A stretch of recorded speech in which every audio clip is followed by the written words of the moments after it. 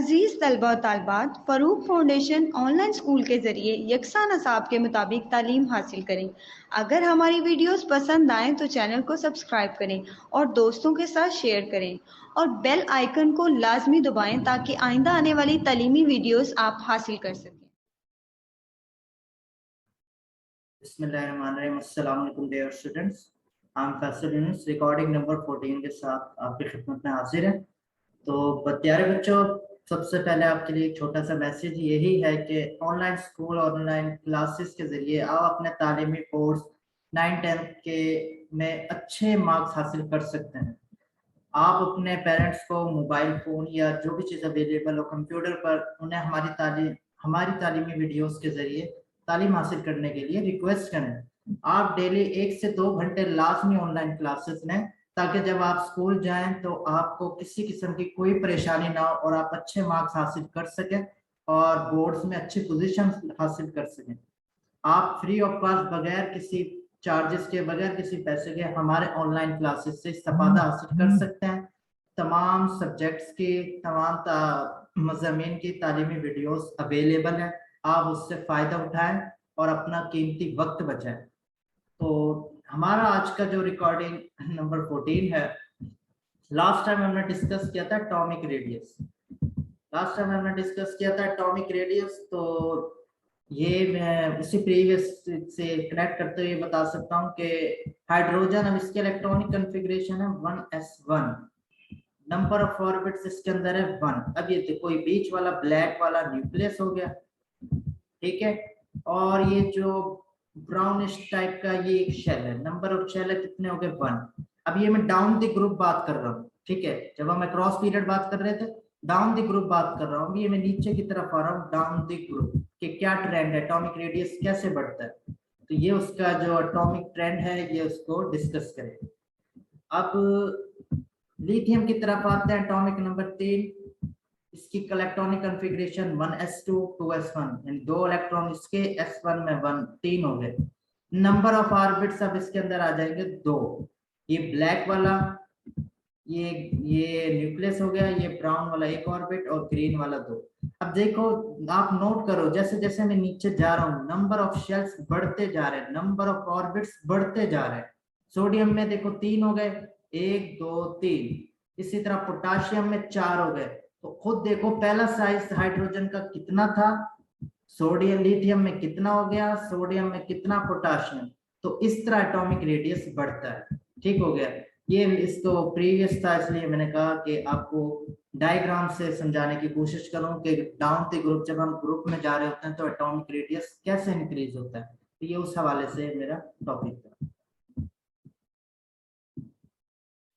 हमारा नेक्स्ट जो टॉपिक है उसकी डेफिनेशन आप समझने के लिए है, आप अच्छी तरह समझेंगे तो आपको क्लियर होगा कि है क्या। हमारा टॉपिक है shielding effect. Shielding effect shield से निकला है। शील्ड का मतलब होता है कि सेफ्टी करना, सेव करना, फोर्स को शील्ड करना। शील्डिंग इफेक्ट क्या होता है? The electrons present between the nucleus, nucleus के दरमियान जो इलेक्ट्रॉन्स हैं, and the outermost shell और outermost shell of atom के, यानी न्यूक्लियस है और ये for example outer most shell है, इनके दरमियान जो इलेक्ट्रॉन होंगे उन्हें शील्डिंग, वो क्या प्रोड्यूस करेंगे, शील्डिंग इफेक्ट प्रोड्यूस करेंगे। वो इलेक्ट्रॉन क्या करेंगे, शील्डिंग इफेक्ट। शील्ड का क्या मतलब होगा कि ये जो इलेक्ट्रॉन्स होंगे ये बाहर वाले इलेक्ट्रॉन्स को शील्ड, सेफ्टी प्रोड्यूस करेंगे। वो क्यों? क्योंकि जो न्यूक्लियस की फोर्स है वो इन्हीं इलेक्ट्रॉन्स पे ज्यादा होगी, ना कि इस वाले इलेक्ट्रॉन की। ये बात तो है ना, जो न्यूक्लियस के करीब होंगे इलेक्ट्रॉन्स, क्या न्यूक्लियस उसके ऊपर ज्यादा फोर्स लगाएगा या जो बाहर होंगे, जो एंड में होंगे?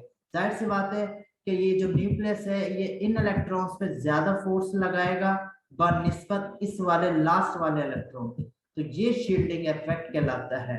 दोबारा देखो, the electrons present between the nucleus and the outermost shell of an atom reduce the nuclear charge।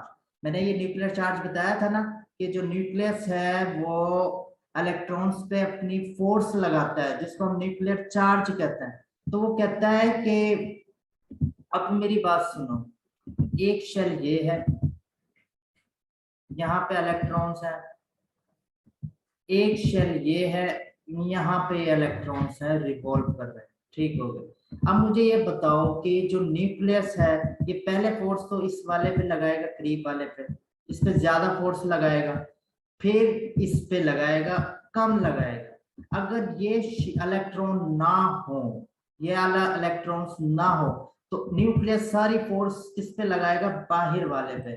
तो इसलिए ये जो अंदर वाले इलेक्ट्रॉन्स होते हैं ये शील्डिंग इफेक्ट प्रोड्यूस करते हैं, ये बाहर वाले इलेक्ट्रॉन्स की जो न्यूक्लियस की फोर्स है उससे कम करते हैं, इसलिए हम उसे क्या कहते हैं, शील्डिंग इफेक्ट कहते हैं। शील्ड कर रहे हैं, अंदर वाले जो इनर शेल इलेक्ट्रॉन है उन्होंने शील्ड कर दिया किसको, फोर्स को, न्यूक्लियस की फोर्स को कम कर दिया, ये देखो रिड्यूस।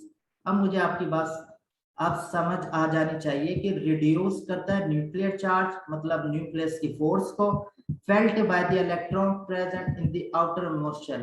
कौन सी फोर्स, किन पर, ऐसे इलेक्ट्रॉन जो कहाँ प्रेजेंट है, आउटर मोस्ट शेल पे। तो शील्डिंग इफेक्ट यानी जितने अंदर के इलेक्ट्रॉन ज्यादा होंगे उतना शील्डिंग इफेक्ट कम होगा, या ज्यादा होगा उतना शील्डिंग इफेक्ट बाहर वाले इलेक्ट्रॉन्स पे कम होगा। शील्डिंग इफेक्ट डिक्रीज करेगा, जितने ही नंबर ऑफ इलेक्ट्रॉन्स ज्यादा होंगे उतना ही शील्डिंग इफेक्ट क्या होगा, कम होगा। क्यों शील्डिंग इफेक्ट कहते हैं, फोर्स कम करना, न्यूक्लियस की फोर्स कम करना, किसके लिए, बाहर वाले आउटर मोस्ट शेल इलेक्ट्रॉन के लिए। तो ये में भी डायग्राम से आपको क्लियर हो जाएगी। The attractions of outer electron, एक और सिंपल वे में कह सकते हैं, the attractions of outer electrons towards nucleus is partially reduced because of presence of inner electron।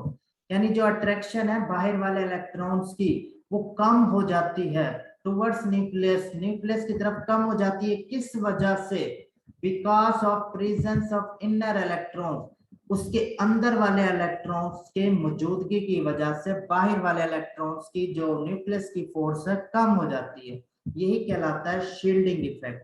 इसकी डेफिनेशन आपने अच्छी तरह करनी है, ये तो रट लेना, ये डेफिनेशन आपको मैंने आपको समझा दिया ना, इस डेफिनेशन को आप याद कर लें।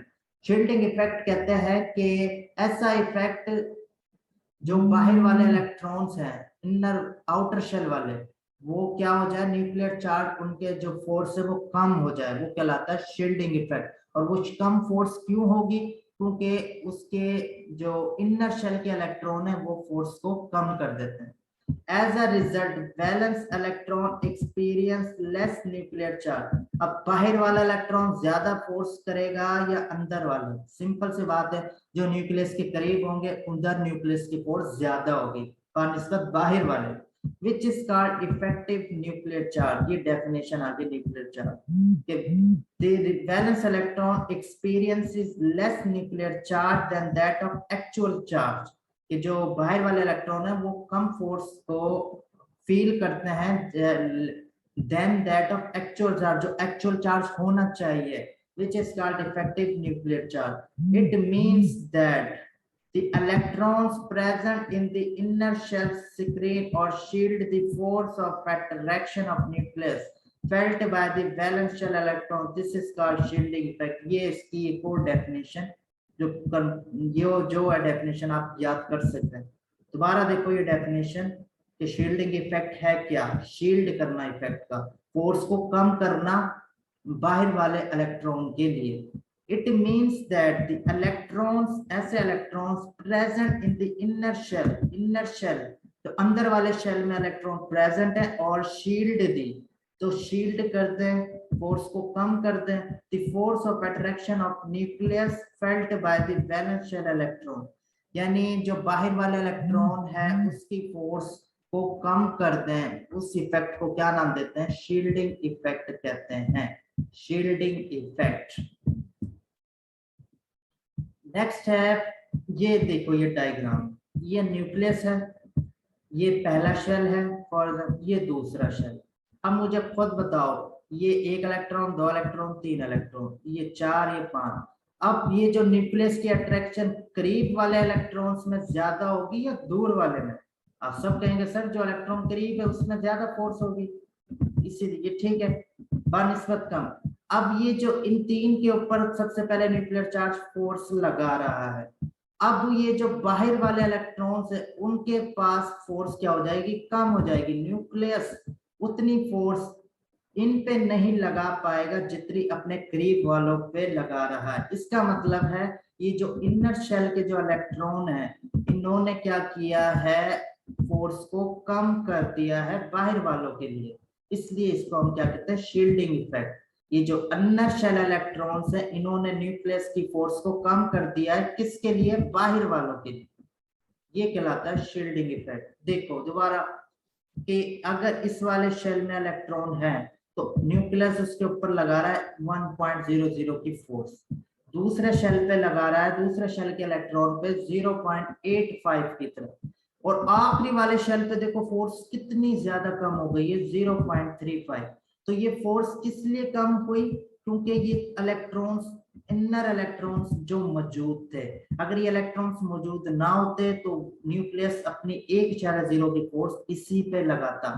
तो हमारा काम आसान किसने किया है, इन इनर इलेक्ट्रॉन ने। ये शील्डिंग इफेक्ट कहलाता है।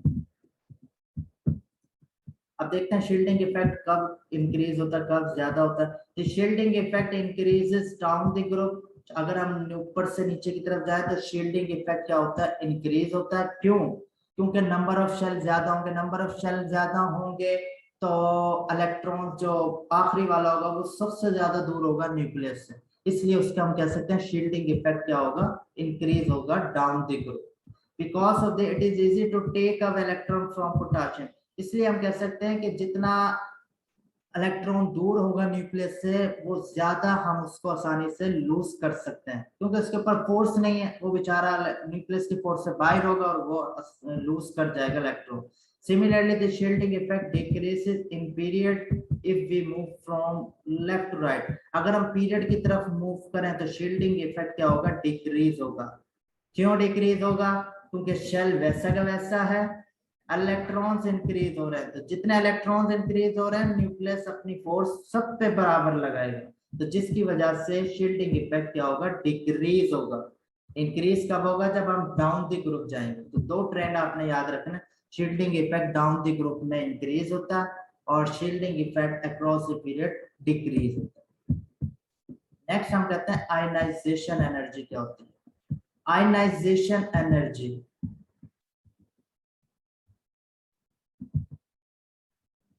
ionization energy is the amount of energy, ऐसी amount of energy required to remove the most loosely bound electron from the valence shell of an isolated gaseous atom। ये definition ionization energy कहते हैं, ऐसी energy हमें required हो, हमें जरूरत होती है कि हम जो इलेक्ट्रॉन आउटर मोस्ट शेल में उसको रिमूव कर सके। जैसे सोडियम के आखिरी शेल में एक इलेक्ट्रॉन है, इस इलेक्ट्रॉन को लूज करने के लिए जो एनर्जी चाहिए वो क्या एनर्जी कहलाएगी, ionization energy.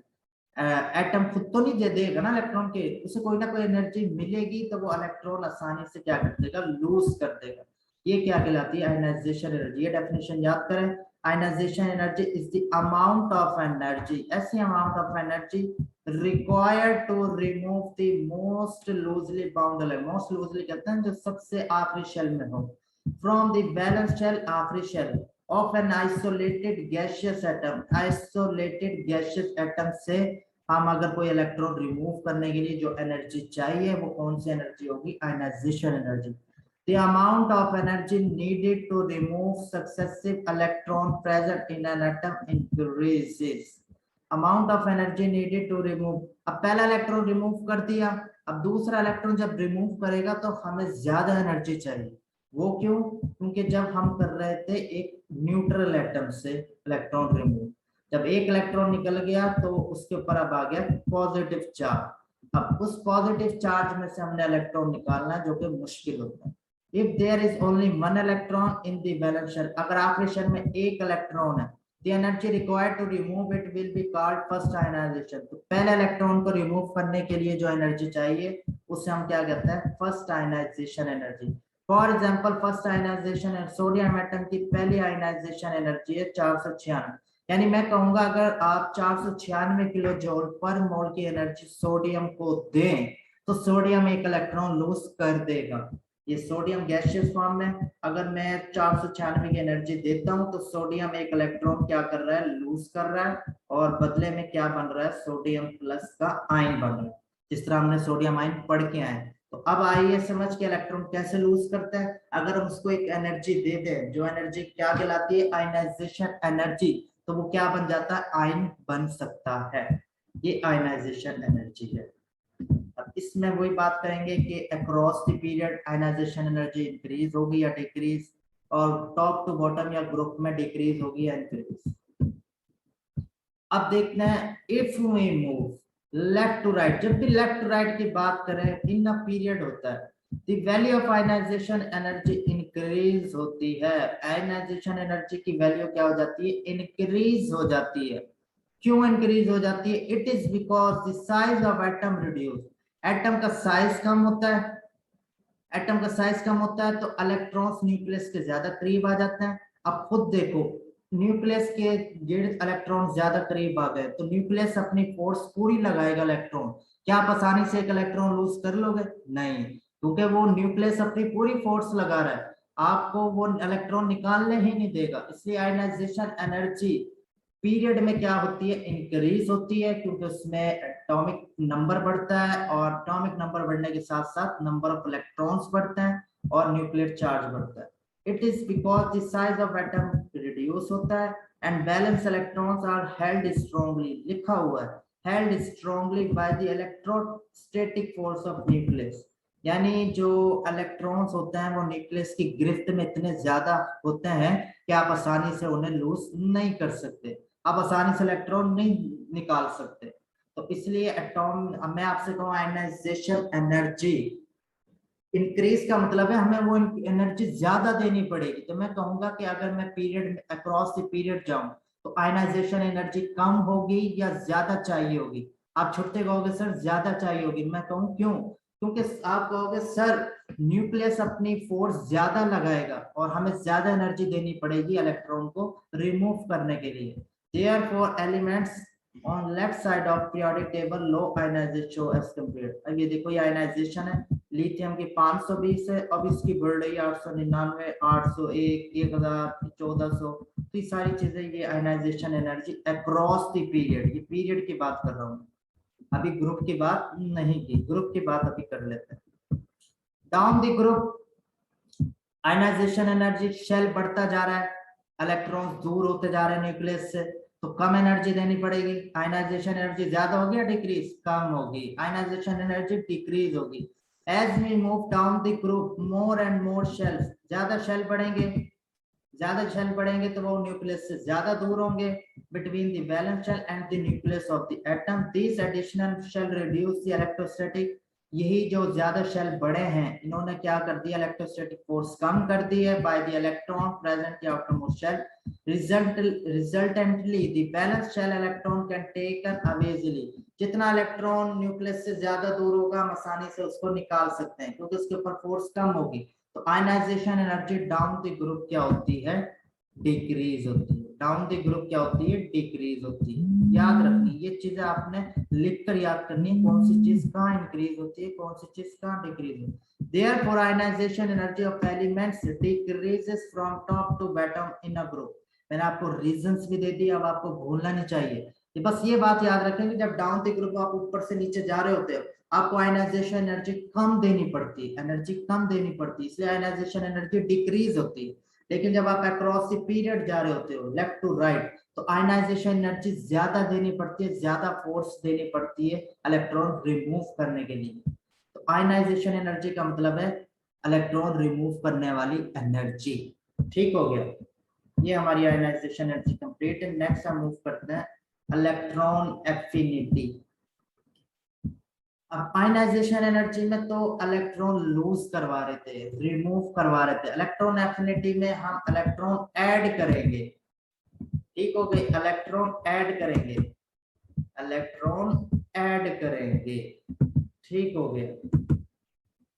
Electron affinity is defined as the amount of energy release. याद करें इलेक्ट्रॉन एफिनिटी में एनर्जी रिलीज हो रही है, जब भी हम कोई इलेक्ट्रॉन एटम के अंदर डालते हैं तो एनर्जी रिलीज होती है, और जब हम इलेक्ट्रॉन रिमूव कर रहे होते हैं तो एनर्जी हमें चाहिए होती है, ये अपने आप रिलीज होती है। ये अमाउंट ऑफ एनर्जी रिलीज, ऐसी अमाउंट रिलीज होती है जब मैंने इलेक्ट्रॉन, जब हम एक इलेक्ट्रॉन इज एडेड, हम ऐड करते हैं outer most shell of an isolated gaseous atom, जब हम एक इलेक्ट्रॉन किसी भी एटम में ऐड कर दें तो एनर्जी क्या होती है, रिलीज होती है। इलेक्ट्रॉन एफिनिटी में जब हम इलेक्ट्रॉन ऐड करते हैं किसी एटम में तो एनर्जी क्या होती है, रिलीज। उसी को हम कौन सी एनर्जी कहते हैं, इलेक्ट्रॉन एफिनिटी। जैसे ये फ्लोरीन एक एटम है, इसमें मैं एक इलेक्ट्रॉन ऐड कर रहा हूँ, जमा का साइन ऐड कर रहा हूँ, तो ये F नेगेटिव बन गया। हमें पता है ना F नेगेटिव चार्ज कब आता है, जब कोई इलेक्ट्रॉन गेन हो, और पॉजिटिव चार्ज कब आता है, जब इलेक्ट्रॉन लूज हो। तो यहाँ पर इसलिए नेगेटिव चार्ज आया। तो कितनी एनर्जी निकली है, 328 -328 एनर्जी रिलीज हुई है, इस नतीजे में इलेक्ट्रॉन के ऐड होने, एक इलेक्ट्रॉन ऐड हुआ है।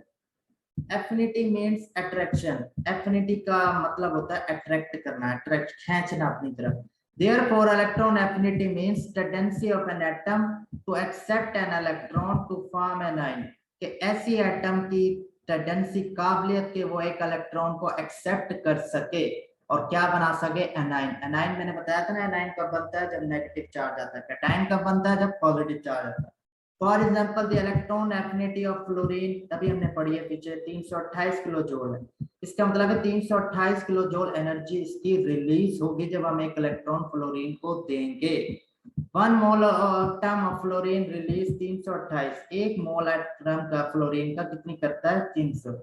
The reason for this increase, as the size of atoms decreases in a period, the attraction of the nucleus for the incoming electron increases. That means more it is that attraction for the electron, more energy will be released. Up across the period,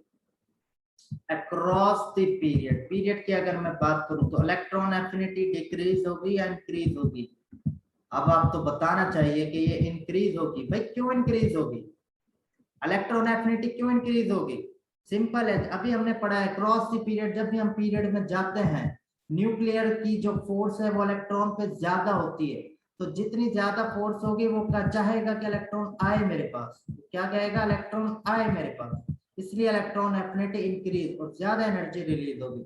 The reason for this increase is the size of atom decreases, size of atom decrease होगा तो electron ज्यादा close आएंगे nucleus के, और जब nucleus से ज्यादा करीब आएंगे तो वो इलेक्ट्रॉन कैप्चर कर लेगा।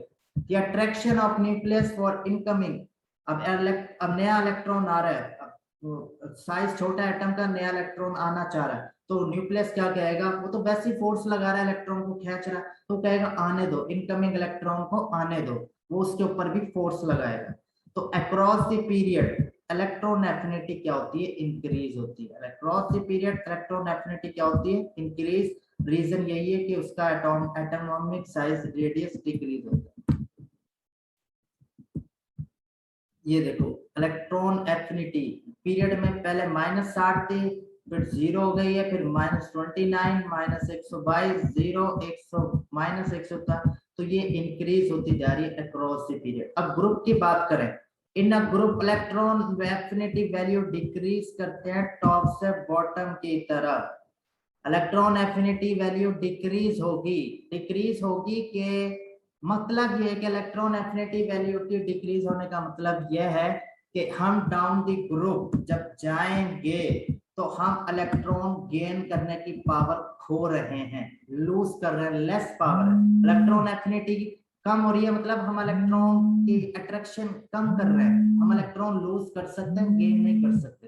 तो in a group electron affinity value decrease होती है from top to bottom because the size of atom increase down the group। इनकी size of atom क्या होता है, increase होता है। तो जैसे साइज ऑफ एटम इंक्रीज होता है न्यूक्लियस की पावर कम हो जाती है, न्यूक्लियर चार्ज कम हो जाता है, और हम इलेक्ट्रॉन लूज तो कर सकते हैं पर गेन नहीं कर सकते। गेन के लिए हमें न्यूक्लियस की फोर्स चाहिए कि वो अट्रैक्ट करे, अपनी तरफ खींचे, लेकिन ग्रुप के अंदर शेल भी बढ़ रहा है, साइज भी बढ़ रहा है। तो अब समझ आइए electron affinity down the group क्या होती है, डिक्रीज होती है। With the increase in the size of atom, shielding effect increase. Shielding effect क्या होता है, increase होता है, that results in poor attraction for the incoming electron. With the increase in size of atom, shielding effect क्या होता है, increase होता है, ये भी एक reason है, that results in poor attraction for the incoming electron. यानी शील्डिंग इफेक्ट इंक्रीज होने का मतलब है कि इलेक्ट्रॉन आखिरी जो शेल है उसके ऊपर फोर्स बहुत ही कम है न्यूक्लियस की। तो जब फोर्स ही कम है तो इलेक्ट्रॉन एंड गेन कर नहीं सकते, हम लूज कर सकते हैं। ये आपने देखना है कि इलेक्ट्रॉन एफिनिटी कहाँ इंक्रीज हो रही है, electron ionization energy down the group क्या हो रहा है, इसको अच्छी तरह याद कर लो, रट लो। इलेक्ट्रॉन नेगेटिविटी एक आखिरी हमारा टॉपिक है, इलेक्ट्रॉन नेगेटिविटी। ये भी उसी से रिलेटेड है, इलेक्ट्रॉन चाहने वाला, नेगेटिविटी खींचने वाला अपनी तरफ। The ability of an atom to attract shared pair of electron. जब तो हम कर रहे थे ना सिंगल इलेक्ट्रॉन, अब वो कर रहा है शेयर्ड पेयर ऑफ इलेक्ट्रॉन, कि पेयर ऑफ इलेक्ट्रॉन को अट्रैक्ट करे towards itself in a molecule, molecule के अंदर, इस कॉल्ड इलेक्ट्रॉन नेगेटिविटी। दोबारा डेफिनेशन देखो, द एबिलिटी, एक एटम की ऐसी एबिलिटी टू अट्रैक्ट करे the shared pair of electrons, shared pair of electron, shared pair के दो इलेक्ट्रॉन शेयर हुए पड़े हों, उनको अपनी तरफ, दोनों इलेक्ट्रॉन को अपनी तरफ खींचे towards itself in a molecule is called electron negativity. It is an important property especially when covalent type of bonding elements is under. ये important property जब है जब हम आगे हम covalent ये bonding पढ़ेंगे ना, उस वक्त ये इलेक्ट्रोनेगेटिविटी काम आएगी। It is an important property especially when covalent type of bonding of elements is under consideration. ये इलेक्ट्रॉन नेगेटिविटी है। अब ट्रेंड देखते हैं, इसका ट्रेंड का मतलब होता है कि अक्रॉस द पीरियड क्या डिक्रीज हो रहा है या डाउन द ग्रुप इंक्रीज हो रहा है, ये ट्रेंड होता है। The trend of electron negative is same as for ionization energy. जैसे आयनाइजेशन एनर्जी के लिए ट्रेंड सेम था, ऐसे ही ये इलेक्ट्रोनेगेटिव आयनाइजेशन एनर्जी में मैंने कहा था कि हम आयनाइजेशन एनर्जी में रिमूव करते हैं इलेक्ट्रॉन को, तो ionization it increases in period. Electronegativity क्या होगी, इन पीरियड इंक्रीज होगी from left to right because higher C if shortens distance from the nucleus of the shared pair of electron. It increases in a period. ये period में क्या करती है, electronegativity increase होती है from left to right because higher charge, nuclear charge की वजह से। This enhances the power to attract the shared pair of electron. हम एज अ पीरियड में जाएंगे तो इसकी ये वैल्यू ज्यादा होगी, जब इसकी वैल्यू ज्यादा होगी तो हम क्या कह सकते हैं, इलेक्ट्रॉन ज्यादा। अब देखो न्यूक्लियस की पावर, न्यूक्लियर चार्ज ज्यादा होगा तो वो इलेक्ट्रॉन को ज्यादा खींचेगा, और जब इलेक्ट्रॉन ज्यादा खींचेगा तो हम शेयर्ड पेयर क्या, दोनों इलेक्ट्रॉन्स अपनी तरफ खींच सकते हैं। जबकि it generally decreases down the group, ये डाउन द ग्रुप क्या होती है, डिक्रीज होती है because size of the atom increase, atom का साइज क्या होता है, इंक्रीज होता है, thus attraction for the shared pair of electron weakens. अब यहाँ पर हमने दो चीजें देखी कि अगर पीरियड में जाएंगे तो इलेक्ट्रॉन नेगेटिविटी इंक्रीज होगी जैसे आयनाइजेशन इंक्रीज हो रहा था, और अगर हम ग्रुप में डाउन द ग्रुप जाएंगे तो इलेक्ट्रॉन नेगेटिविटी की वैल्यू डिक्रीजेस होगी, इसी तरह ये डिक्रीज करेगी, ये नीचे की तरफ जाएगी।